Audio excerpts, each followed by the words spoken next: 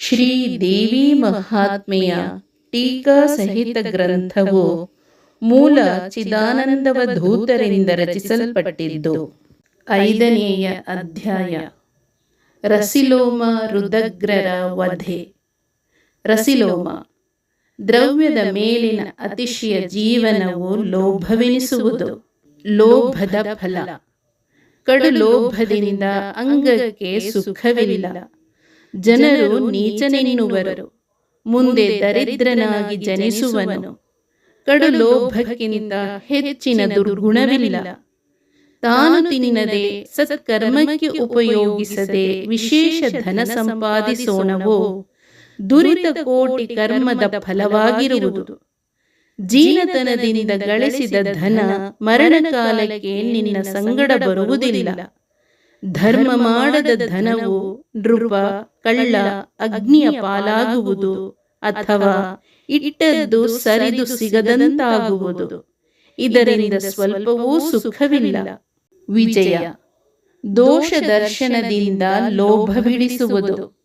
ಅರ್ಥನಾಮಾರ್ಜನೆ ದುಃಖಂ ಅರ್ಜಿತಾನಾಂಚ ರಕ್ಷಣಂ ನಾಶೇ ದುಃಖಂ ವ್ಯಯೇ ದುಃಖಂ ದಿಗರ್ತಾಹ ಕಷ್ಟ ಸಂಶ್ರಿತಾಹ ಎಂಬಂತೆ ಧನವು ಸದಾ ದುಃಖಕರವು. ಎಣ್ಣೆ ಇರುವ ತನಕ ದೀವಿಗೆ ಯುರಿವಂತೆ ಪೂರ್ವದ ಪುಣ್ಯವಿರುವ ಪರ್ಯಂತ ಸಿರಿ ಇರ್ಪುದು. ಪುಣ್ಯ ತೀರಿದ ಮರುದಿನವೇ ನಿನ್ನ ಸಿರಿಯು ಎಣ್ಣೆ ತೀರಿದ ದೀಪದಂತೆ ತಣ್ಣಗಾಗುವುದು. ಸಿರಿಯು ಕನಸಿನಂತೆ ಅಸ್ಥಿರ. ಸಿರಿಯು ಇಂದು ಐಶ್ವರ್ಯದ ಶಿಖರಕ್ಕೇರಿಸಿದ ಮನುಷ್ಯನನ್ನು ನಾಳೆಯೇ ಮಣ್ಣು ಪಾಲು ಮಾಡಿ ತಿರಿದು ತಿನ್ನುವಂತೆ ಮಾಡುವಳು.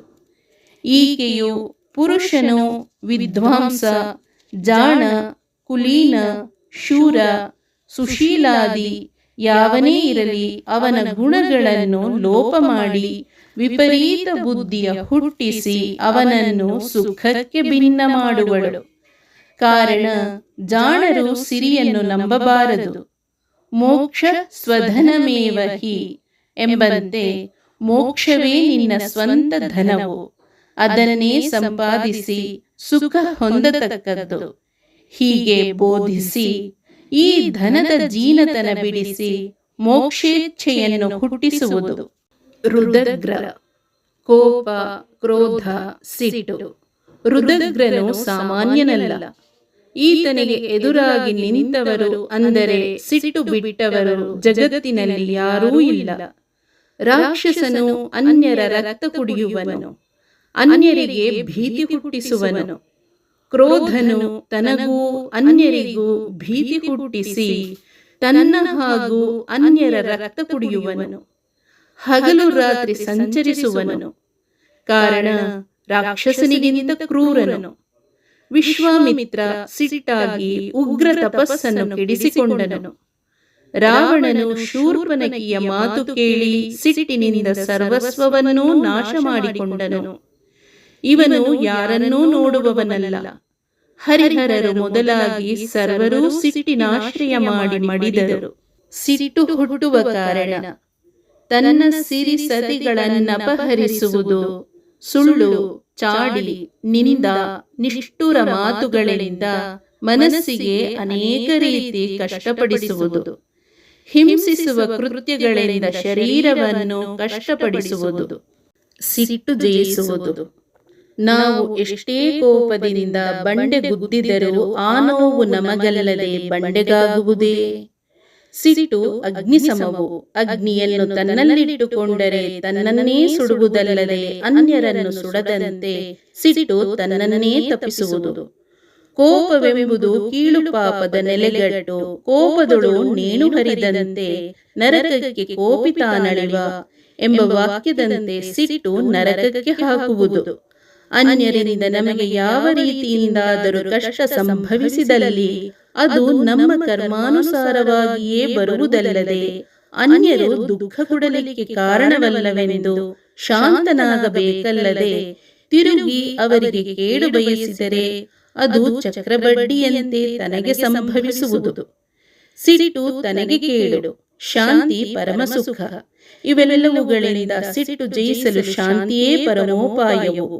ಸಿಟ್ಟು ಬಂದಾಗ 10 ಅಂಕಿ ಎಣಿಸು ಎಂಬುವ ಅಭಿಪ್ರಾಯವಾದರೂ ಅಷ್ಟರಲ್ಲಿ ಸ್ವಲ್ಪ ಮಟ್ಟಿಗಾದರೂ ಸಿಟ್ಟು ಇಳಿಯುವುದೆಂದರ್ಥ.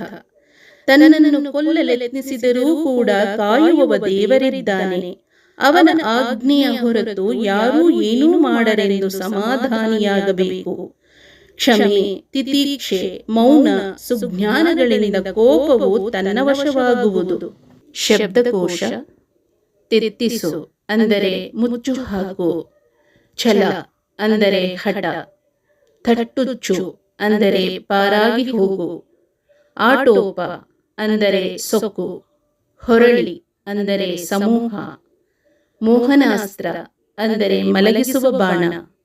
ಗಹಗಹಿಸು ಅಂದರೆ ತಿರಸ್ಕರಿಸು, ದೊಡ್ಡ ಧ್ವನಿಯಿಂದ ನಗು.